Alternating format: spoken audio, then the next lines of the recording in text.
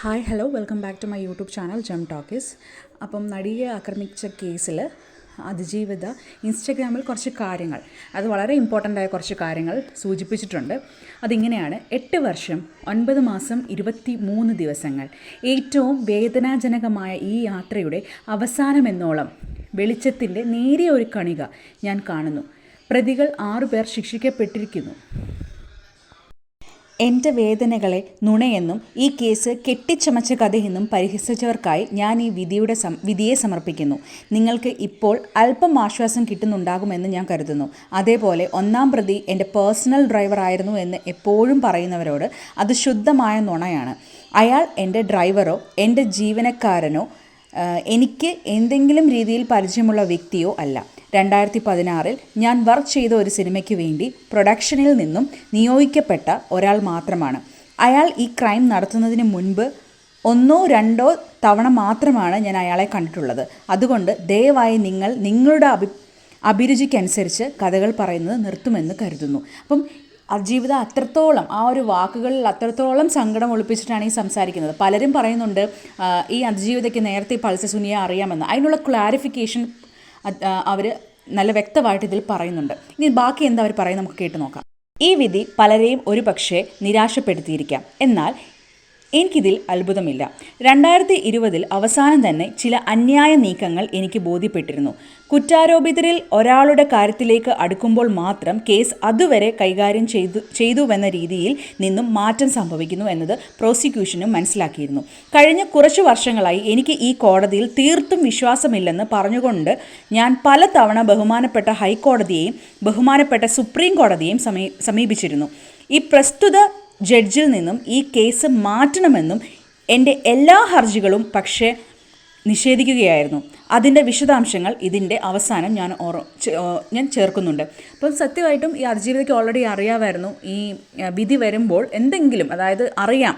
Because നേരത്തെ തന്നെ അതിജീവിതയ്ക്ക് മനസ്സിലായിട്ടുണ്ടായിരുന്നു about that judge as well as that court ഒരു പ്രത്യേക ഒരാളിൽ നിന്ന് വരുമ്പം ആ ഒരു അങ്ങോട്ടും ഇങ്ങോട്ടും തട്ടിമാറി പോകുന്നു എന്ന് വളരെ വ്യക്തമായിട്ട് അതിജീവിത ഇതിനകത്ത് പറയുന്നുണ്ട്.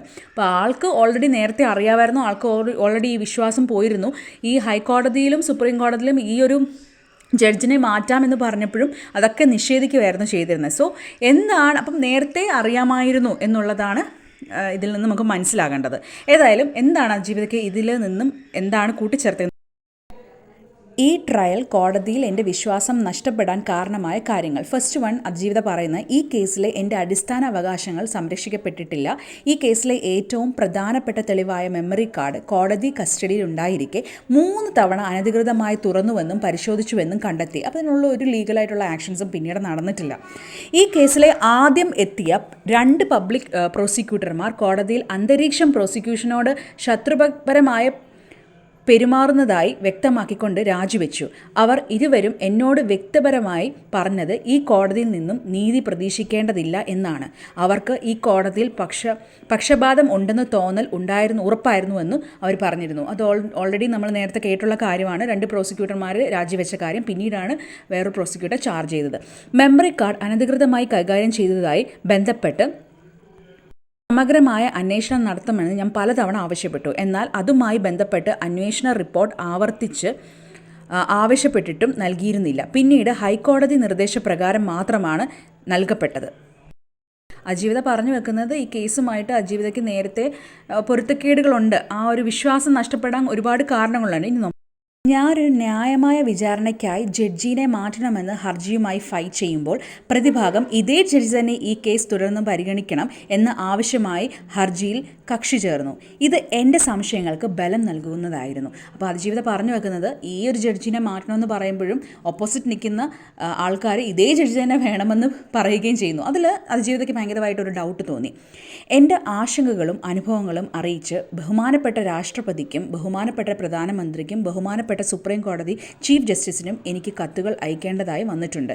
ഈ കേസിലെ നടപടികൾ ഓപ്പൺ കോടതിയിൽ പൊതുജനങ്ങളുടെ മാധ്യമങ്ങളുടെയും നേരിട്ട് കാണാൻ കഴിയുന്ന രീതിയിൽ നടത്തണമെന്ന് ഞാൻ ഈ കോടതിയോട് ആവശ്യപ്പെട്ടു. എന്നാൽ ആ അപേക്ഷയും തീർത്തും നിഷേധിക്കപ്പെടുകയായിരുന്നു.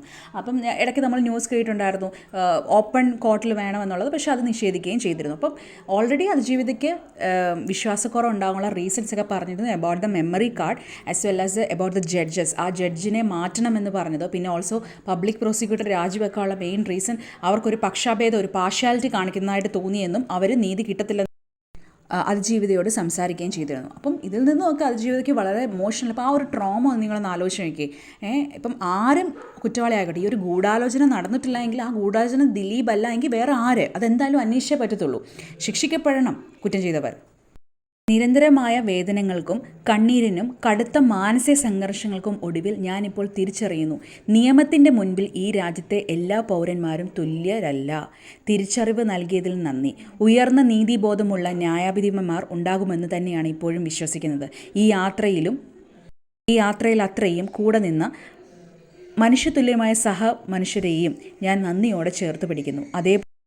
അതേപോലെ അതിശയപരമായ കമൻറ്റുകളും പണം വാങ്ങിയുള്ള നുണക്കഥകളും ഉപയോഗിച്ച് എന്നെ ആക്രമിക്കുന്നവരോട് നിങ്ങൾ അത് തുടരുക. അതിനാണ് നിങ്ങൾ പണം വാങ്ങിയിരിക്കുന്നത്. എന്നിട്ട് ആ ഒരു നടിയുടെ പേരും ഉണ്ടായിരുന്നു. അപ്പം ഇത്രയുമാണ് ഇൻസ്റ്റഗ്രാം പേജിൽ അതിജീവിത കുറിച്ചത്. അപ്പോൾ ഇതിൽ നിന്നുമൊക്കെ കുറച്ച് കാര്യങ്ങൾ നമുക്ക് വ്യക്തമാകുന്നുണ്ട്. കാരണം അവരാണിത് ഫേസ് ചെയ്തത്, അവർക്കാണ് അറിയാവുന്നത് ആ കോടതിയിൽ എന്താണ് നടന്നതെന്ന്, അല്ലേ?